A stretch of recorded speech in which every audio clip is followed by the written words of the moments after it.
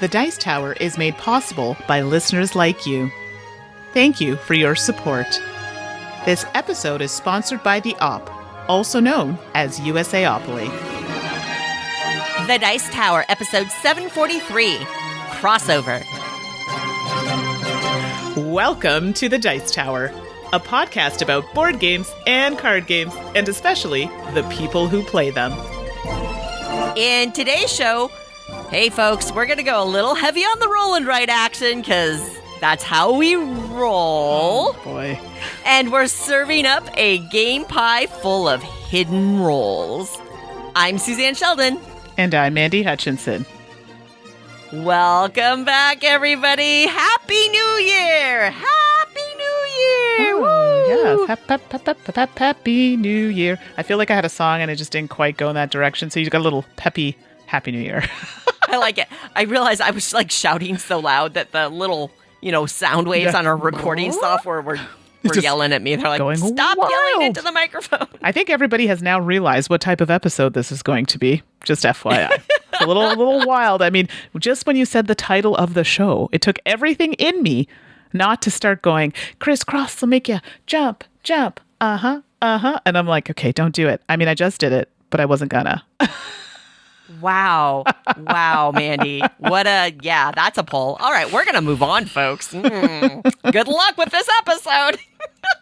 Yeah, Mandi and I have actually been hanging out a little bit online before we recorded, so we're in a mood today, but we'll pull it in. Hey, all, welcome back to the podcast. Welcome back to another year, 2022. Oh, boy. Well, let's make the best of it, shall we, Mandi? I think so. Lots happening. I know some of y'all out there probably got board games or card games for holiday gifts. If you got some, I hope that you're having fun with them. Don't leave them in shrink. Punch those out. Get them to the table, folks. No judgment here. Yeah, exactly. Because certainly I don't have any unplayed games on my shelf, right, Mandi? Of course not. What are you talking about? But you and I both have the Quest calendar, right? I'm so excited for this. It's a Kickstarter. I mean, it was a Kickstarter. And of course, I seem to live there as of late. I don't know what it is with the pandemic, but it's like, ooh. Do I need to check on your bank account? Do you need some help? It's in rough shape, everybody. I needed to stop. I had a problem. So took a break. But this Quest calendar, I was like, I like RPGs. I just don't have a lot of time to play long ones, and I still want to get in touch with that world, keep in touch with that, because I enjoy it, and I thought this would be a really great way to do that. So it's literally a calendar, and every day you have like a little kind of quest that you get to do, and it doesn't take long. I mean, it doesn't start, we'll be starting it probably at the time of this podcast. It started a couple days ago. So just to throw that out there, but the quests that you're going to be doing are short, right? So it's not going to take a lot of time, but you're still getting that kind of like vibe, RPG kind of esque vibe. You have dice, you have pens, you have maps, you have it's a thing, but it's still small enough to fit on your desk and not be intrusive. So very excited to see how this pans out. And if anybody else has backed it, I want to hear how your quest is going. Yeah, and you and I both have it, and it's funny the way that recording works, right? Is that this airs after, right? But we're recording before we've started. Time is it's a thing. Time is a circle. Jeremy, bear me. But that's exciting. Mandi, so I don't get or want board games for holiday gifts because I am fortunate to have enough. And also I just buy the games I want as soon as they're available. Exactly. So I'm probably frustrating to shop for. Mandi, how about you? Did you get board games or video games or any cool stuff for a holiday gift? No, so no board game, same as you. Generally, buy it, or if I'm lucky enough, I end up getting as a review copy that I can talk about. But yeah, so nothing like that for the holidays. But I did receive a very nice gift. Those who are video game players will understand, Xbox specifically, but the Xbox Elite Pro 2 controller. Wow, fancy schmancy. I know. So for those who don't play video games, you're like, who cares? But maybe you do. I don't know. But it's like, your Xbox controller, but like juiced up. Like it has programmable buttons. You can just pull those little sticks off and put different ones on there. Bigger, smaller, textured. You can even change your triggers to have them a little more sensitive. You like those shooty games? Hey, guess what? You can be even better. I mean, I don't know if that's a thing, but it sounds really cool. All that said, it's super cool. It comes with its own charger, its own case. Like, it's so fancy. I'm not even going to tell you how much this thing is. I was very happy to get it as a gift because I probably would have never bought it on my own. Gotta tell you, chef's kiss. So good. I'm very much enjoying this present. Oh, congrats on your awesome gift. That's really great. Yes. I'm kind of envious, I'll admit. Well, folks, I know some of you have noticed, and I apologize that we failed on the podcast poll on the Guild. It's, the holiday time, very busy. Apologies. Hopefully you will forgive us, and we will move on to the next great one, because this episode's podcast poll, crossover, DC versus Marvel. Now, let's be very clear. Comic books or graphic novels only. Movies, TV does not count. So one of the options will certainly be like, I don't read comic books or graphic novels. No problem. But I want to know, DC versus Marvel, in print only. Dun, dun, dun. Doesn't matter which characters or whatever. You must choose. So we'll see where we fall out on that front. Absolutely. Mandi, I know you read comic books and graphic novels, Mandi, so. Oh, I do. You'll have to tell us next episode how you voted, okay? Quite the selection. Absolutely. Well, I know, Mandi, you've been getting some games to the table. I've been getting games to the table. A lot of them have been Roll and Write. I kind of laughed when I saw your list because I was like, oh yeah, I've been playing that too. So why don't we dive on in? Sounds like a plan.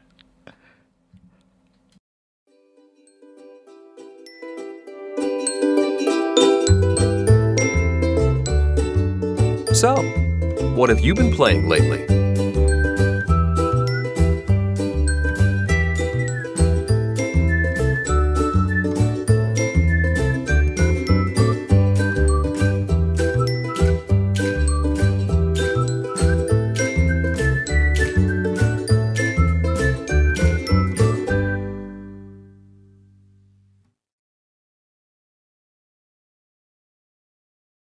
All right, Mandi, one of the greatest things about the holidays for me is that the kids are home, which after, we had remote learning, I was kind of glad to send them back to school, but they've been back in school, so I was happy to have them home. And beyond Kids Chronicles, which we've already talked about, we actually delved into the Comic Quest series, which is, thematic and maybe where we got our show poll this time. Right. Because Comic Quests, you and I have both played the graphic novel adventures that Van Ryder Games publishes. Well, Comic Quest is a totally separate line of books, but very much in that vein. Right. And so I had purchased those, and we just never got around to it. So we sat down and actually delved into a couple of them. Super fun if you have younger kids. Okay. So they're definitely geared towards, I'd say, 10 and under, probably.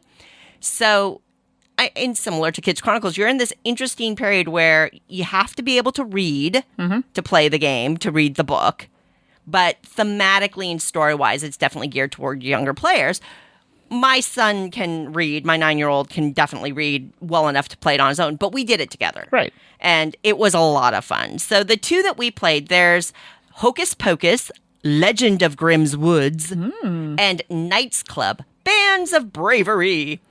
And really, even within Comic Quest, there's these other little series. So Hocus Pocus is actually a whole series about these two characters, Hocus and Pocus, going on magical adventure. And there's like 6 or 7 of them. And then same with Knights Clubs, where we just have the first one. That's what we played. But if you end up liking them, there's a whole bunch of them, which is really, really cool. So if you're familiar with how these books work, if you were to just quickly thumb through them, they look like a comic book or a graphic novel. But when you stop and you take a closer look, at the beginning of the book, there is a character sheet that you can write in directly or copy or whatever and print out so that you can write on it separately, which is what we do. And you're tracking statistics and items. You get to name your character and pick which character you want to play, that kind of thing. And then you keep that sheet with you as you go through this kind of choose your own adventure book experience in a youth-oriented graphic novel. So as you're flipping through, you read, the first page, and then it says, if you choose this, go to this number. If you choose that, go to this other number. Cool. You flip to that. And as you adventure, you're going to get items, you're going to have encounters, you're going to collect things, you're going to have to pass tests. Occasionally, there are some puzzles or things that you have to solve.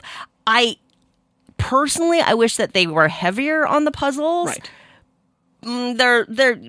But my son didn't care, right? Because I just like escape room games and things like that, and he doesn't have that perspective. Mm-hmm. But yeah, if you have younger children and you think that they would enjoy this kind of a choose your own adventure, but with statistics and items that you're holding on to and gathering and like little gates that you can pass throughout the story, Comic Quests, the two that we played, Hocus Pocus and Knights Club, we played the first in each of those two series. Mm-hmm. They were a big hit. They were a lot of fun. We didn't sit down. It took us multiple sessions to get through each one. Right. Kind of because he petered out on it after an hour, right? We'd play for about an hour and then take a break. Mm-hmm. But we had a lot of fun. The stories are very age appropriate. The art is great. I definitely recommend them. If you're looking for something like that with your family, check them out. I would not recommend them for adults. Like Right. the graphic novel adventure series, pick one of them. But if you've got those younger kids, 10 or under, or if they can't read, if you're willing to do it with them, which I recommend because it's really fun to see a kid go through that process, check out Comic Quests. Okay. Was that one? How long ago? Was that on Kickstarter? How long ago was that? No, in fact, I don't even know the publisher. These are they're just books that you can order from a bookstore. Okay. Go figure. But they're, like I said, if you're familiar with the graphic novel adventures, it's very, very similar from a format point of view. Okay. Very cool. I mean, good to know. I mean, I know it's for kids, but I might want to try it anyway. We'll see. You might. I'll tell you what. We've gone through it. I know you're planning on a visit. I'll hold on to them and lend them to you. Sounds great. All right. Well, the next game I'm going to talk about, is called Pierre. Whatever could that be about? So this game is actually coming to Kickstarter. I know what you're going to say, but Mandi, it's not available yet. Why are you talking about it? Because I said, hey, I wanted to try it out and I said I'd talk about it and you all can check it out on Kickstarter. I believe it will launch the week the airing of this podcast, if not the day. So Pierre is designed by Costa Rolla. Artists are Olivier Fagnier and James Churchill. It's published by Pileup Games. The copy was sent to me through R&R Games, so I believe they will be listed as a publisher as well. It's for 2 to 4 players, and it plays in about 60 to 120 minutes, so a couple of hours. And like I said, it will be on Kickstarter, probably dropping the week of this podcast. So if you haven't figured it out already, pop that champagne. Woohoo! It's time to get some bubbly with some Pierre. Or I guess, what would it be? Suzanne, Dom Perignon. I guess that's the appropriate. I think that's what the famous brand is, right? brand is. So all that to say, we're talking about champagne, if you haven't figured it out already, and wines and that sort of thing. So first thing, let me start off by saying, people are going to say, oh, but wait, is this viticulture? It kind of looks like it a little bit. Or, oh, we have games about wine. Is it, viticulture? That's what people are going to think. It is not the same weight of game. I have to kind of start off with that because I think there are some comparisons being made, and it is different. It's different in play. It's different in weight. Yes, the theme is similar, and even some of the coloring I feel in the board size potentially could be similar, but that's kind of where it stops. Okay? So in the game, you have a main board where you're going to be taking some actions, and you're also going to be having your board where you're going to be tracking some actions as well that you're taking. And here's the kicker in this game. Actions are limited. So you have, and I'm guessing here, I think it's about 6 tracks you have. 3 of them are paid tracks. So in order for you to move up and use them, you have to pay the cost. And we'll talk about cost in a second. And the other 3 are actions you can take. You can just move up on that track, but you don't have to pay a cost in money in order to do it. This game is tight on money. Let's start off with that as well. And you always know when, depending on how much money they actually give you in the game, that's a good indication. It's not going to be free-flowing like the champagne or wine. So your player board is where a lot of the action happens, but you're also going to have the main board where things will happen as well. On your board, you're going to be able to press wines. That's something that's quite fun. So you get to press wines, turning them into either barrels or turning them into actual wines, which are then going to be able to sell. You get these tiles in the game that have different types of grapes and then a kind of a value on them. And these values are important because when you go to the village and taking an action to sell, sorry, not the village action, but you're taking the action to sell your barrels or grapes depending on what you've made, because only certain people will take barrels or certain people will take grapes, the value will adjust based on wherever you're selling. Because, for example, if you're selling from your third press and you're looking at, oh, this particular seller here is going to take that, they may have something that adds to the value of what you're selling to them. Some of them will say, no, we're not taking anything from that stall of yours at all, from that press, so you can't sell to that one. But you have other areas you can go, basically paying attention to who will take what you want. You also have meeples on the board, which are going to help you kind of jump up into certain parts of a road, and you're like, who cares about these meeples? I can get my wine, I'll be fine. Meeples help you out here because depending on where they're situated on this road, they can help bump up the value of your wine or your barrel. So trying to get to the top of that road for that particular buyer is great because it's going to add to your value. And this is really important because there's another board, I know there's so many things happening, which, I know there's a lot, which are going to track, hey, I sold for example, 12 plus valued wine. That's awesome because now there's another track you're going to put your marker up on because you're going to get points for certain symbols that appear on objective cards, which I haven't talked about. And as you get higher on this track, there's a multiplier. So it's really good to sell high-value barrels or high-value wines because then you can push your way up through that track and also acquire bonuses. Some of the other actions include going to the village to get more wines. There's the travel one I told you about, putting more meeples out on the board, getting them onto your board in order to pay a cost for making barrels because you do need them to do that, or to get them on that board to get you more value for your wines or barrels. Here's the tricky thing. All of your markers on the board to monitor your actions, every time you take that action, you move up and you pay. The pay is based on the lowest token on your action board. Oh. So that first... a Knizia move. Right? So those first two bottom tracks, it'll say, if you take these paid actions, it's going to cost you 1. Right? But then on the other side, it tells you how much of that action you can take. But you don't pay the cost multiple times. So if you paid 1, but on the other side it says 2, it means you're paying 1, but you have 2 actions within whatever you're doing. So for example, if you're going to the village, you can get some grapes and then potentially get some bonuses from an objective card. So 2 things that you can do within the same action, and it only costs you 1 coin, for example, to do that. So this is where it gets tricky because sometimes you want to keep that marker a little bit lower so you don't have to pay exorbitant costs when you get to those higher actions on other parts that are paid. However, you're limited. Once your marker reaches the top of that board, you can't take that action anymore. So that token goes to the main board, and then that's kind of starting to kind of tick down. Once these spots are filled up, game's going to be over. Once that is filled up, get another round to play, game over. So it gets a little tricky because now you're rushing to finish things. You get those objective cards because objective cards are huge in this game, trying to do that. So that's difficult to manage that because sometimes you really want to do something, but you've run out of that action and you can no longer do it. So that's kind of like a brief kind of synopsis of what the game entails. And like I said, the game ends once tokens have reached, filled up that spot on the main board because people have taken, their actions, and then you get another round. Game over. And then you're going to calculate points based on objective cards and things like that. So, yeah. I was expecting something a lot lighter. And I was like, okay. But I was pleasantly surprised that it had some weight to it. So I thought that was really nice because, you have Vinos, which is the Talicerda game. There are lots of wine-themed games. I'm just kind of throwing it once people know. You also have Viticulture, which I mentioned. And then you have Dom Pierre. And I feel like Dom Pierre would fall in between weight-wise, the two. So it's not quite as light as Viticulture, but it's not quite as heavy maybe as Vinos. Potentially, maybe, because they also have another side of the board where it's you start higher up on the track, so it shortens the game. And this is something I wanted to talk about. I personally found the game long. I don't know if we were just fooling around or maybe we weren't doing the right things, but when a game starts to feel long, that's not good.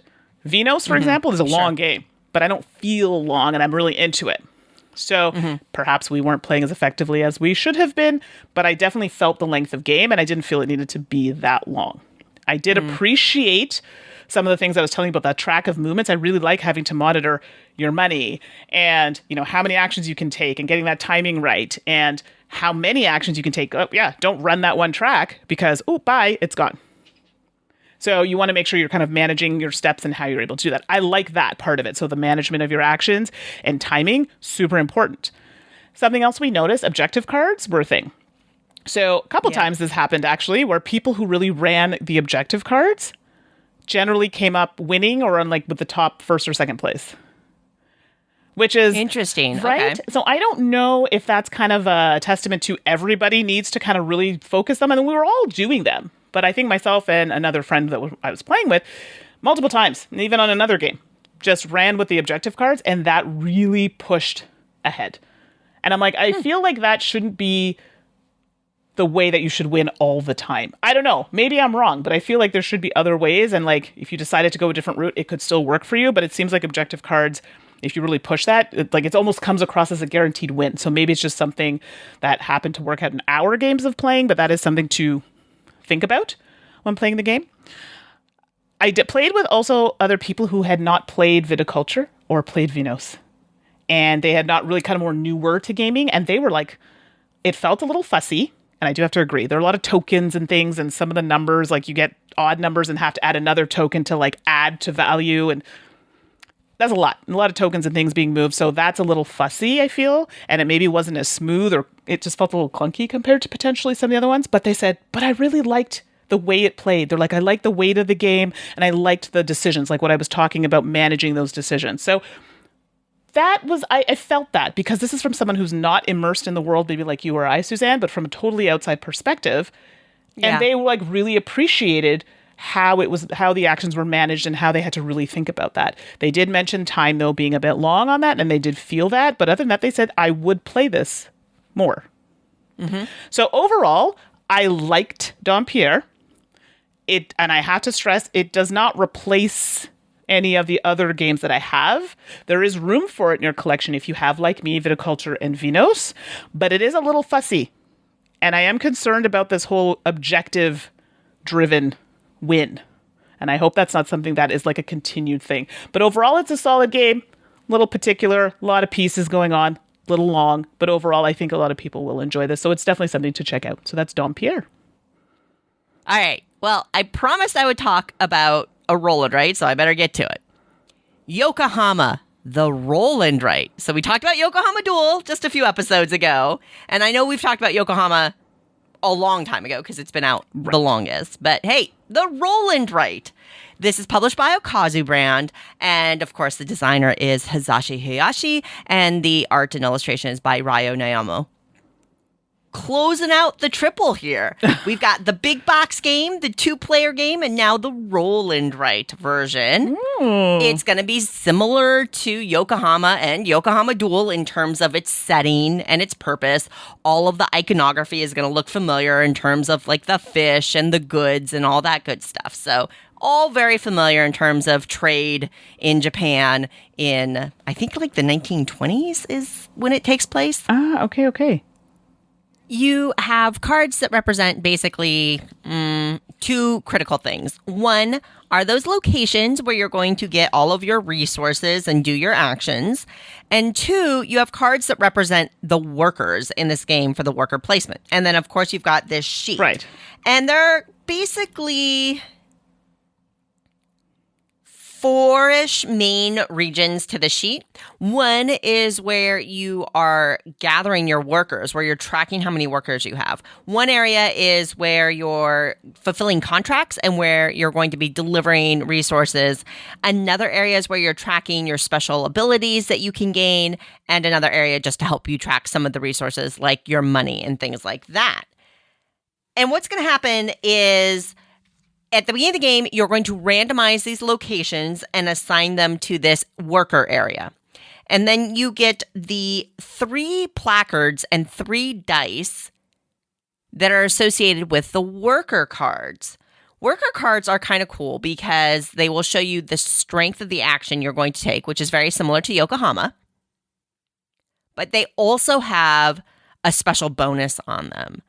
And the way that this is going to work is that on a player's turn, the person who like rolls the dice, they get first choice, and then the other players get to choose from what's left.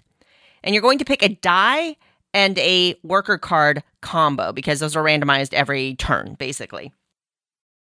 When you select that, the die is going to indicate which location you're going to get workers in, which you're tracking on your sheet. And then the worker card indicates, again, how many workers you're going to get and the bonus you're going to get. So that instantly creates a really interesting choice because sometimes you really want workers in a certain area, but the worker card itself is a little bit weaker. Or sometimes there's like, oh, you're one thing shy.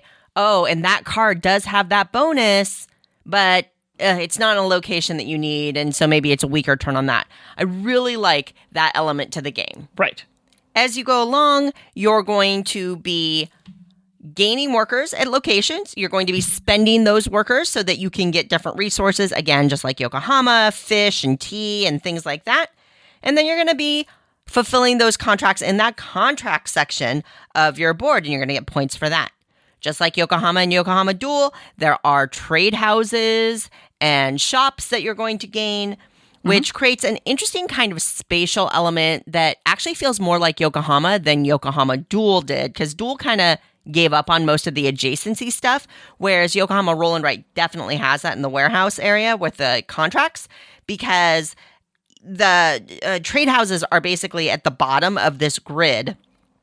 And if you can fulfill contracts along this dotted line from each townhouse, trade house, you get my point. Trade house, then you're going to get some bonus points as well. It compounds the scoring, which is really cool.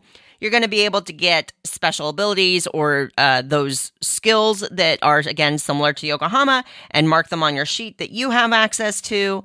So there's a nice area for that, and you're managing all of your cargo and all of your money as well. The game ends after 12 rounds, basically, and there is duplicate scoring. So you're going to score at the end of round 6, and you're going to score again at the end of round 12. And of course, the person with the highest points at the end of the game wins. It's pretty impressive how well this fits into this Yokohama family overall. Like, it just feels like Yokohama the Roll and Write. I definitely feel the connection to Yokohama in how this game plays out. It's got that meaty gameplay. There's a lot of planning you can do, but like with all roll and writes, you're doing some mitigation. There's a weird rule with gathering workers where you've got this grid and you're, as you're picking your dice and things like that, there's some adjacency, which gets real interesting because, again, the locations are cards and they get randomized. So from game to game, different locations can be adjacent to each other, which actually really matters with how you gather workers. So I think that's interesting. The rule, the way it's written, it took us a while to figure out, wait, what does this mean?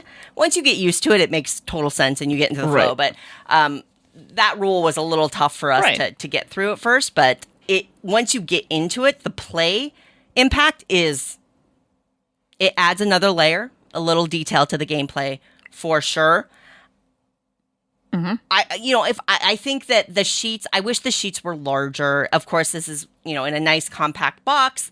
I wish the sheets were larger because there's just a lot going on, especially in that warehouse area where you're fulfilling contracts. There's just a ton of little teeny tiny icons as, they're trying to tell you what you can deliver and stuff like that. Right. I wish the sheets were bigger. What are you going to do? I mean, it is what it is. I guess I could scan them and enlarge them and print them and laminate them, which, now that I think about it, maybe I'll do that. But yeah, if you like roll and write games and you like Yokohama and you kind of want to try this experience, this is a really well done roll and write game. Of course, it wasn't carried over to North America. It hasn't been translated that I know of. So I imported this directly from Japan.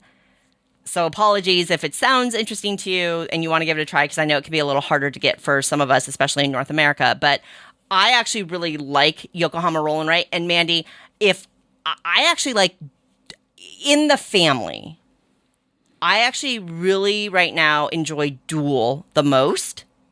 And then the Roll and Write. Right. And then the big box Yokohama. And I love Yokohama, but it's just how compact the experience is and, in the given time play, that kind of thing. Roll and Write, Yokohama, they did a great job with it. And I'm glad I spent a lot of money to import it. I was going to say, you better love it after that. Well, I'm continuing the roll and write trend here. I know. On the train. So I've decided to talk about Dinosaur Island Rawr and Write. That's my... Yeah, I'm not cat dinosaur? I've seen Jurassic Park a number of times, and I don't remember the dinosaurs that sounded like that, but hey, I haven't watched Dinosaur World. Maybe that's where they show up. This is a friendly dinosaur, everyone. So, although my park would say otherwise, but we'll talk about that in a second. So Dinosaur Island Roll and Write is designed by Brian Lewis, David McGregor, and Marissa Masura. Art is by Kwanchai Moria and Andrew Thompson, and it's published by Pandasaurus Games. Plays 1 to 4 players in about 30 to 45 minutes, and it retails for about $30 Canadian. And I took this from Board Game Bliss, which is a site online that you can check that out if you'd like.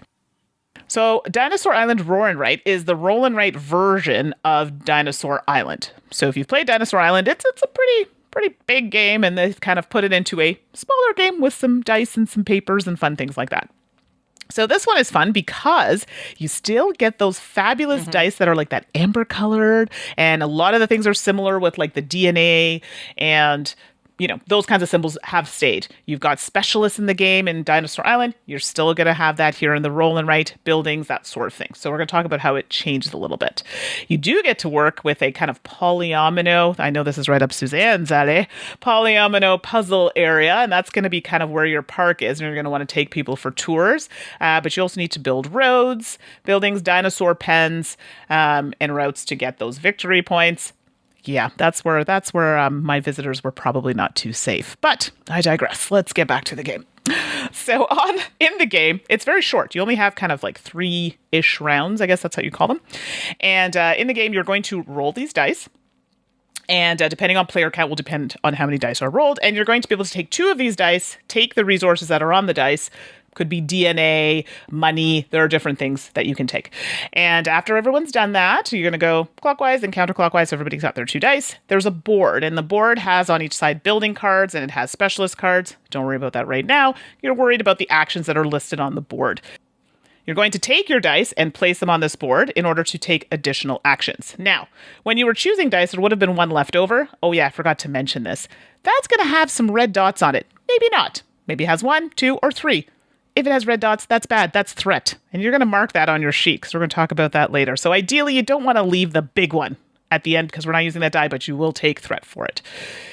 When everyone's placing their dice on the board to take actions, it could be things as copying a die that you've got and getting more resources. It could be making more like dinosaur pens in your area. And this is where shapes come into play. Things like that. They even have one where you can duplicate a die, or if someone's taken an action, you can stack your die on top of it. However, you'll be taking the threat that's underneath that die. So this is where my problem happened.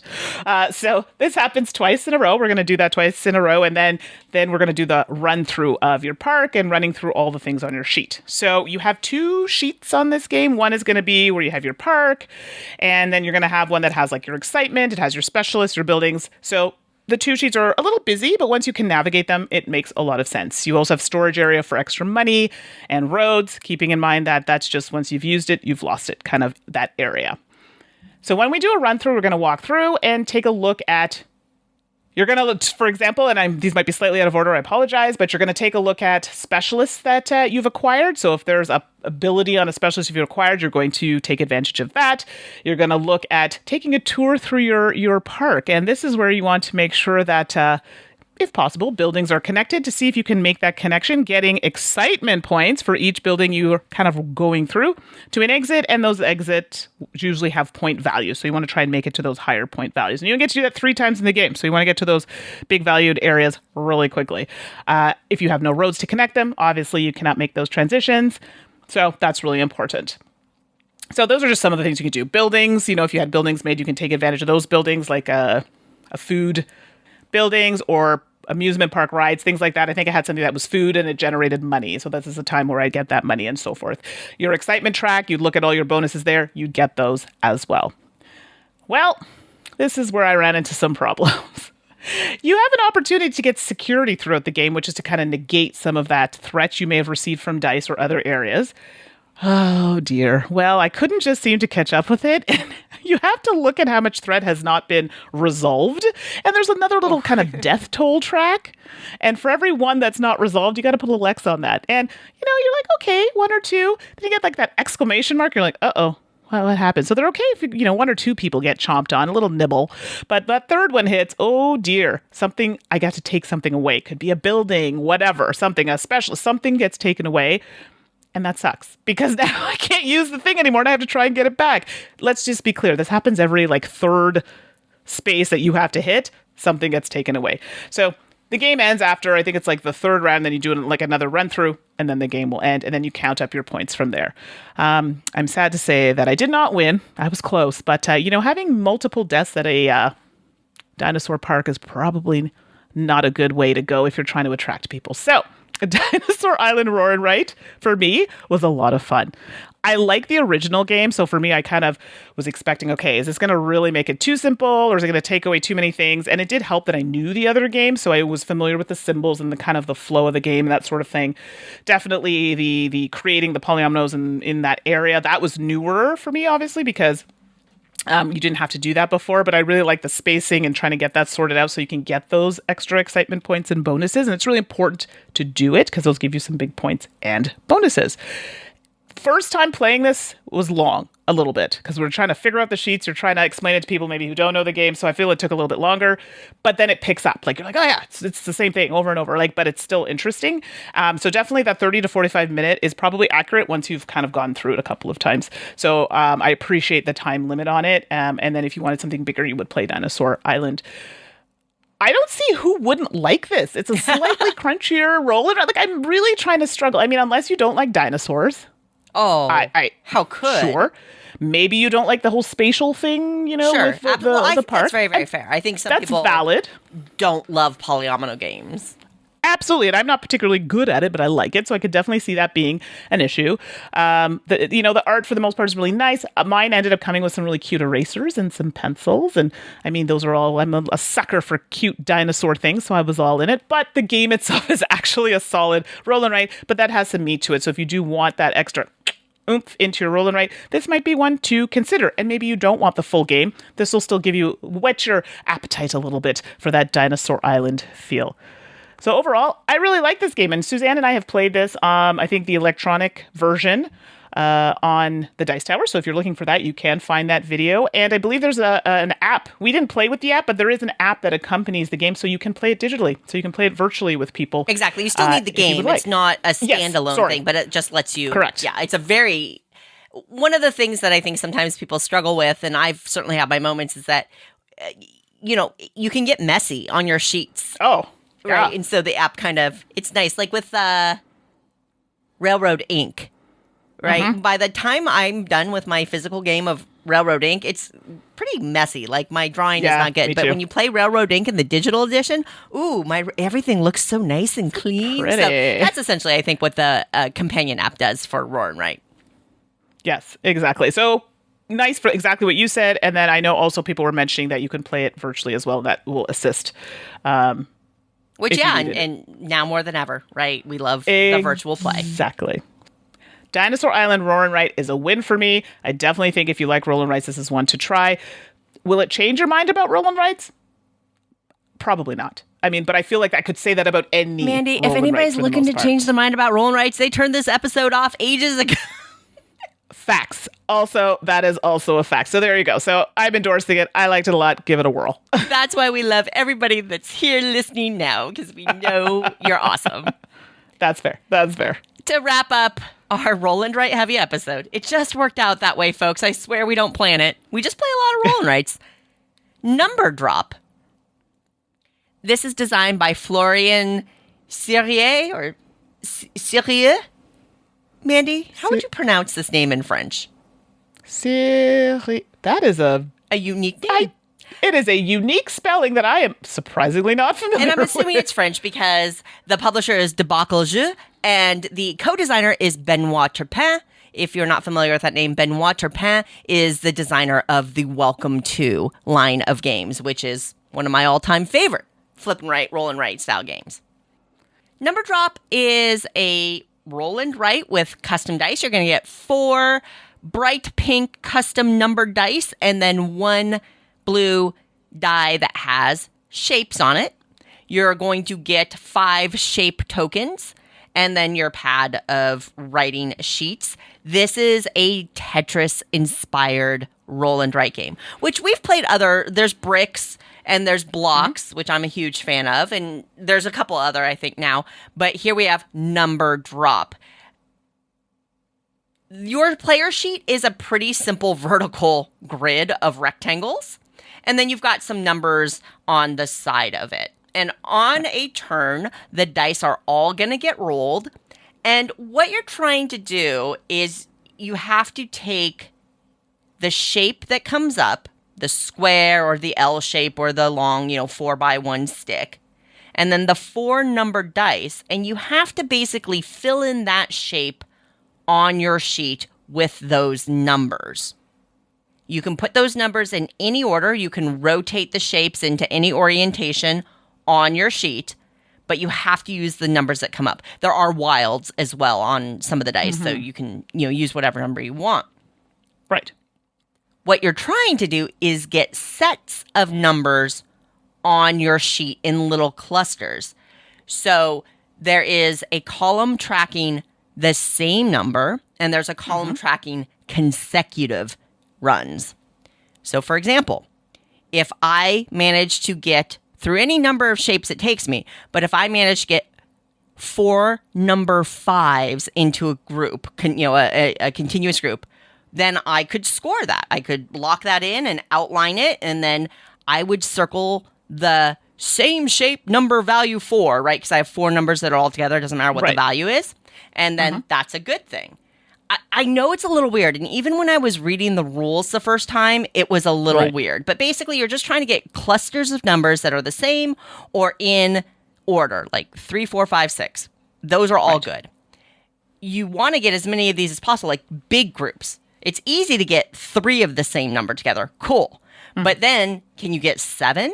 That becomes a little harder. And also, there's like the nice big bonus 8. If you can manage to do 8 all together, you get like, bam, big number. Cool. Right. Because once you lock off a number, you can't reuse it in a set, so you're outlining them as you go and that kind of thing. When you manage to complete a pair of the same consecutive and same similar numbers, you get to activate a block, which hits your opponents. I know this is really, but basically if I manage to get 4 in a row, and I manage to get 4 of a kind, then the shape associated with that pairing will drop on my opponents, and they have to fill that in, and it blocks off their progress, right? It's like in Puyo Puyo Tetris, like you're attacking your enemies kind of thing. So I know the shape and the numbers might be a little awkward to explain, but that's really all there is to the game. The dice get rolled, you fill in Tetris shapes on your page, the game ends, there's kind of a overflow line, and once somebody hits that overflow line, the game ends, and you are going to get points for rows that you've managed to complete fully. You are going to get points for all of the sets that you've managed to complete. So if I get a set of 6, I will get 6 points for it. You're going to lose points for how high into the overflow zone you get. I think there's something else you score. I can't remember off the top of my head. And then, player with the highest point value wins. There's also a solo mode. And you basically flip the tokens over and you flip the board over, and there's a different solo mode. If you are a solo player, the solo mode is very good on this. It's very simple. Okay. I know Ashley, the shark, is listening to this. The solo mode is very simple to implement and play, but it's very rewarding, and it works quite well. Ultimately, number drop is quick and very, very fun. The attacking with the block is interesting. What you see is that people will get their pair of 3s done.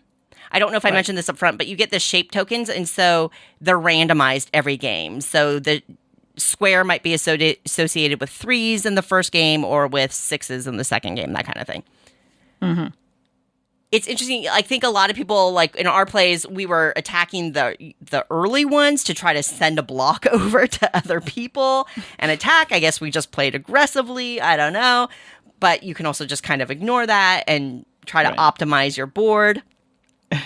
It says 1 to 6 on the box. I'm not sure why you can't play it with more.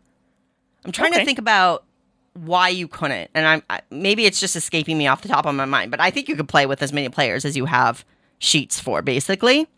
Right. And it's like with all of these games with polyominoes, if you are spatially challenged, you might not enjoy this one. I think that the associating numbers with shapes on your board can be a little mentally fiddly for people. Okay. Like, oh, wait, okay, if I rotate it this way, or where would it fit?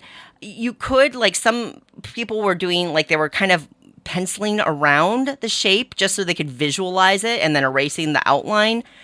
Right. And that worked for them. I personally didn't have a problem with it, but I'm pretty good with polyomino games in that respect. So that's maybe one of the biggest concerns / criticisms I could have on this one, because I really like Number Drop. I thought it was super fun. I think it does something different in the whole Tetris roll and write zone, which is always exciting, right? To get something new and different. And one of the funniest things I found about this is they give you good examples about, okay, if a square is dropping from the top, how do you can create gaps in the line, which is bad because you want to complete rows. But it shows very distinctly that, like, as you drop, as soon as a block hits something that's already filled in, it stops moving. Mm-hmm. If you read the entire rule, and I mean the entire rule book, and go to the footnote at the very, very end, it's in smaller print and everything, so they're just teasing us. It basically says, if you are a fan of the original designer of Tetris, you may slide pieces. And anybody who's a Tetris fan knows this, right? You get the shape and you're doing that last minute twist and then you're tucking it in so it fills in that little gap. Yes. Nowhere in the rule book, and the example that they show is pretty clear, that you cannot slide shapes. But then they have this footnote in like the very bottom of the very last credits practically of the game, that if you're a fan of the original designer, you may slide. So I think it's basically play how you want, agree as a play group, and just do what you want. But I thought that was pretty amusing myself. So Number Drop, I really enjoy it. I will say I imported this. I bought this online from a European website and had it shipped over. It wasn't an expensive game, but, I paid the same value of the game to have it shipped over because I'm obsessed. Amazing. But if you are able to pick up a copy, I definitely recommend this one. I really like it. And Mandi, I know you and I and Ashley can play it remotely really well. I got a whole plan for it. So I'm gonna get you on it. Amazing. All right, folks. I think we've thrown enough roll and writes at you for today. We'll take a break. Yeah, exactly. I do have more though, Mandi. I put in this whole order at that philibert.net site, and I got like 3 more roll and writes. But anyway, we'll save that for another episode, folks. Sorry. My wallet. Because right now, it's time to serve up Game Pie. Brought to you by the Op Games, also known as USAopoly. If you're looking for something that is fun for the whole family and can also be played virtually, then the Blank Slate board game is your best bet. Blank Slate is the clever party game where you try to predict what others are thinking. For ages 8 and up, 3 or more players, and is available for pickup at your favorite toy or game shop or online. Exclusive for Dice Tower listeners, 10% off your entire purchase at theop.games. Use promo code DICETOWER. This is available for all games, puzzles, and accessories for U.S. residents only. Order up! And now, it's time to order up a slice of game pie. Well, I feel like we had to dig deep for this one, as in, like, what have we not talked about already in Game Pie? And, well, this slice of pie, it's hiding? It's hidden? Okay, well, no, pies can never be hidden with my sense of smell, nor Suzanne's. But we have pie radar. Exactly. Pie. Pie. Yeah, we know. I will say, Mandi, somebody did make a comment somewhere that they stopped listening to us because we talk about pie too much. Okay, I'm sorry, but is that even a thing?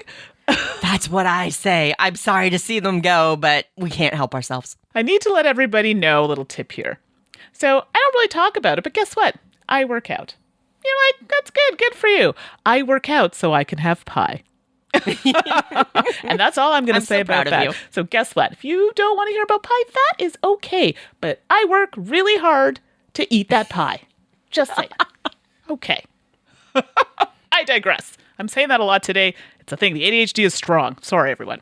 All right. So if you haven't figured it out already because of all the things I've just been talking about, Game Pie today is going to be about hidden roll games. Woo! And I think we have a nice selection. So let me start off with the first slice. Well, this one's been around for a while, and it's one of the early ones I think I played, and it's Coup.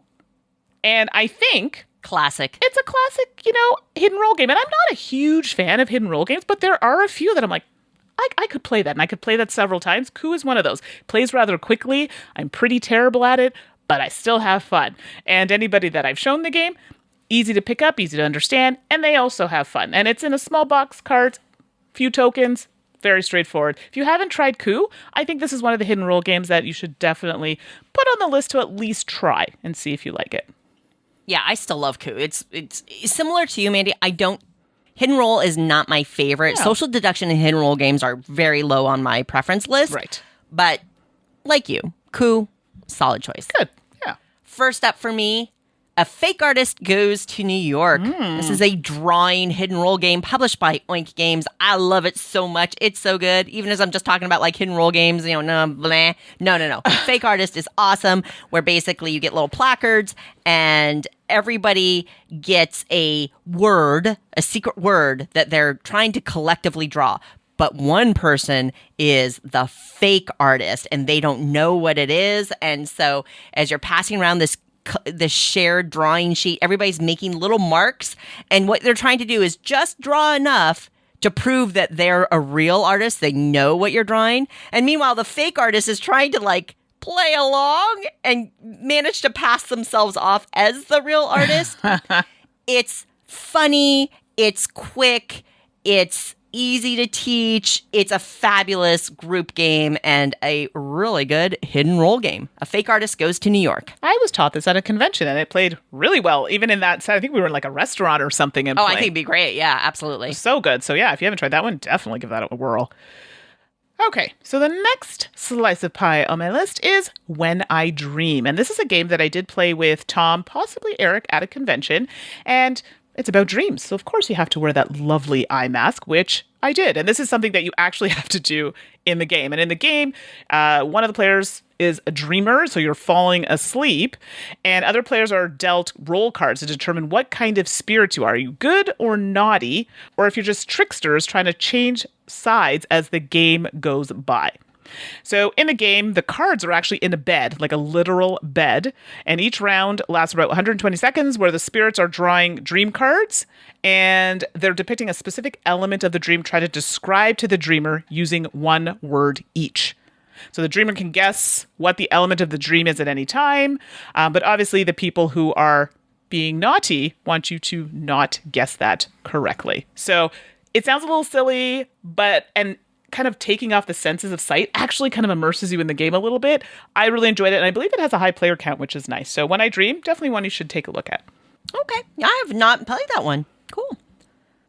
My next slice of hidden roll pie, Bang! The Dice Game.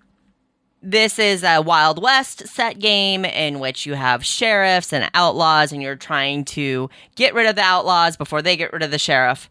There's Bang, the card game, which is the original Bang, the game. But then they later came out with a dice game. And I was okay on Bang, but I found the player elimination as people were knocked out of the game and it ran long. I just ended up not really enjoying it. But then they came out with the dice game version and it addressed a lot of the issues I had. So it made the game snappier. It added a random element with the dice that I think actually smoothed it out a little bit for me. And overall, I just really do have a lot of fun playing Bang the Dice Game a lot. I played this one. I liked it a lot. I was surprised, actually. I didn't think it was going to be up my alley there. But absolutely, yeah. But so Bang the Dice Game, really like this one. All right. Well, I think we each have a story here, Suzanne, on this next game we're going to talk about. But the next slice of pie on my list is Mayday, Mayday. And this one I actually had a lot of fun, and I do have to credit this to Dan King for showing me this game in the first place. And in this game, you have people, I believe you're trying to get on a plane. It's been a while since I played it. But you're trying to successfully have people, is it get on the plane but you have people that don't want certain people to get on the plane, like traitor roles, if I recall correctly. It's been a minute since I've played it, but long story. Yeah, thematically, it's a little dark. Yeah. Thematically, it's, you're on a plane and there's hostage taking and things like that. So thematically, definitely on the dark side. Yeah, so that just gives you an idea of what the theme is or whatever. But you're going to have people that, don't want you to be on there or are trying to take hostage, right? And you have to kind of play with people who you think are on your team, and making sure that the people who are not on your team are not guessing that you are, the naughty people. And I have to say, I am surprisingly good at this game.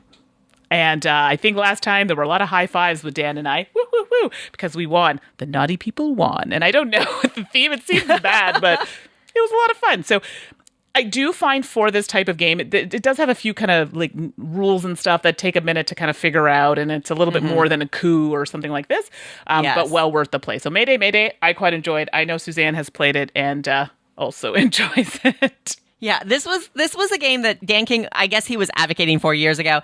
It's designed by Corne van Moorsel, who I love from Quali Games, which I also love Quali. They don't have as big a presence in North America, but they are absolutely a designer and a publisher that I always keep an eye out on. I hate the theme of Mayday, Mayday, but I do enjoy the gameplay. To your point, it's a little heavier on rules than some of the other games that we've talked about here. Yeah, Dan King taught it to me, and he got so surprised at me fooling him about my role that he kind of gave me a friendly, shove on the shoulder, right. But I just wasn't expecting it and I was off balance. So he literally basically shoved me out of my chair, and it was hilarious. Nobody was hurt and it was all friendly. Don't worry. Sounds fun. My next slice of hidden roll pie, Insider, which it's like the most thematic name for hidden roll. Insider is actually another Oink Games game. This one's a word-based one in which there is a secret word and players are trying to work together to figure out what this secret word is, but there's somebody on their team who knows what it is, the insider. So you're asking the game master yes, no questions to try to figure out what the secret word is.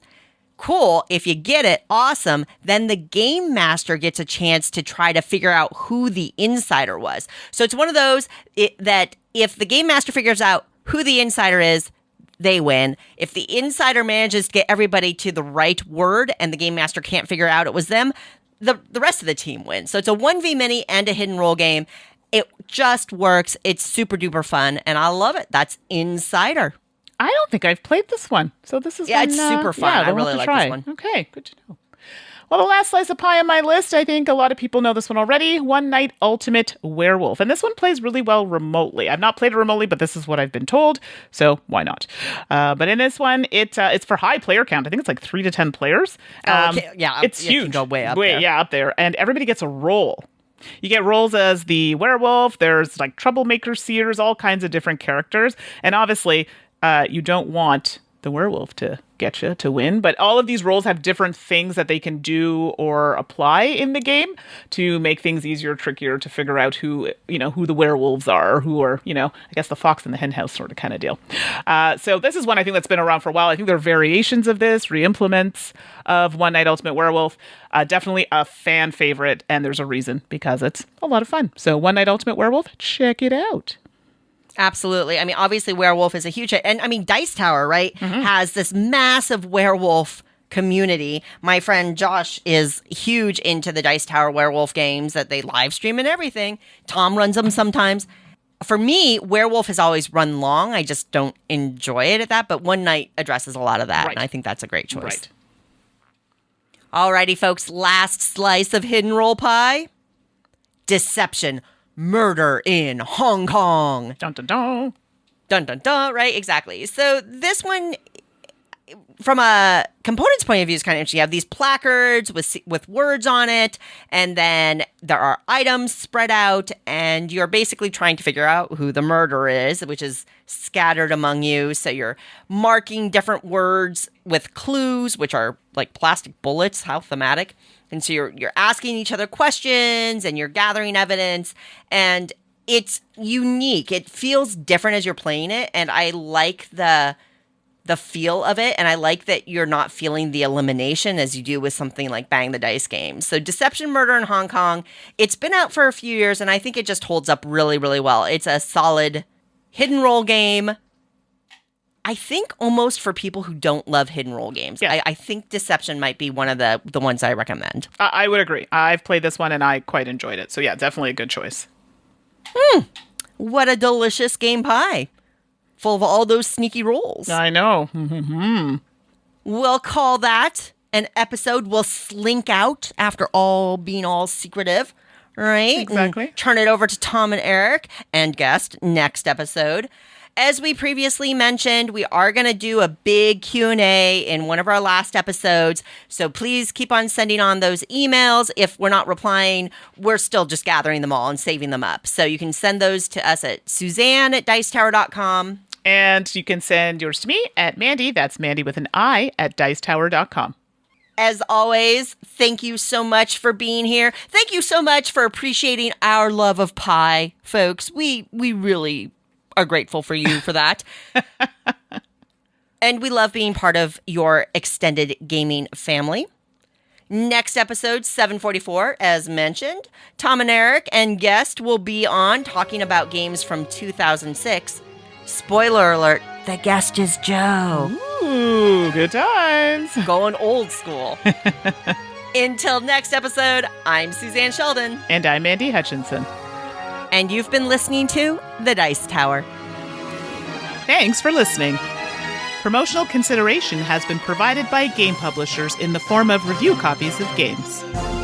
This podcast is sponsored by listeners like you. Thank you for your continued support. And speaking of support, the Jack Vassell Memorial Fund is an organization dedicated to helping gamers in need. Learn more about the fund's mission and how you can help at jackvassell.org. The Dice Tower is produced by Tom, Suzanne, Mandi, and Eric with assistance from Roy Canaday and Rob Searing. Our theme is composed by Timothy Pinkham and arranged by Matt Bellier. Let us know what you think of the show by posting to the Dice Tower Guild at BoardGameGeek.com, following the Dice Tower on Twitter, or by emailing us at podcast@dicetower.com. And don't forget to visit the other shows in the Dice Tower Network at dicetowernetwork.com. Until next time, from all the gang at the Dice Tower, have fun gaming.